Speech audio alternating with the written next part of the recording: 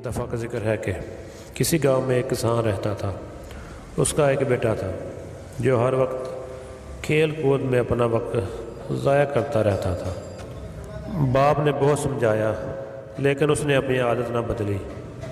آخر کار باپ نے ایک ترکیب سوچی کہ بسنت کے دن صبح کے وقت بیٹے کو اپنے ساتھ کسان کھیت میں لے گیا اور کہا، بیٹا آج کے دن ہم جو اچھے دانوں والی بالیاں اتار کر رکھیں گے اس ایک دانے سے کئی دانے اگ جائیں گے، مگر شرط یہ ہے کہ کھیت میں سیدھے نکلتے اور توڑتے چلے جاؤ، پیچھے مڑ کر توڑنے کا حکم نہیں۔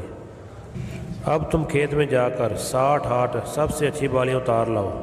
لڑکا بڑے شوق سے کھیت میں چلا گیا جہاں بہت سی پکی ہوئی بالیاں آمنے سامنے دائیں بائیں موجود تھیں، لیکن اس نے یہ سوچ کر آگے بڑھ گیا کہ اس سے بھی اچھی بالیاں ملیں گی، لیکن ایک بالی بھی نہ توڑی، یہاں تک کہ دوسرے کنارے تک پہنچ گیا۔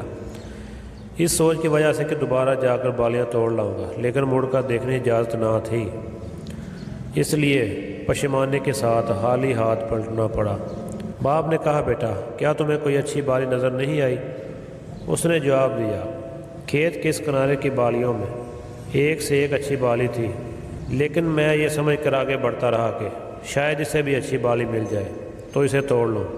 باپ نے کہا، نادان لڑکے، تو نے نادانی سے ناحق وقت کھو دیا، اب تو دوبارہ جا کر بالیاں توڑ نہیں سکتا۔ بیٹے نے اپنی نادانی پر شرم اور افسوس کے ساتھ ساتھ جھکا لیا تو باپ نے کہا کہ بس یہی وقت کی مثال ہے جو ایک دفعہ جا کر پھر کبھی ہاتھ نہیں آتا۔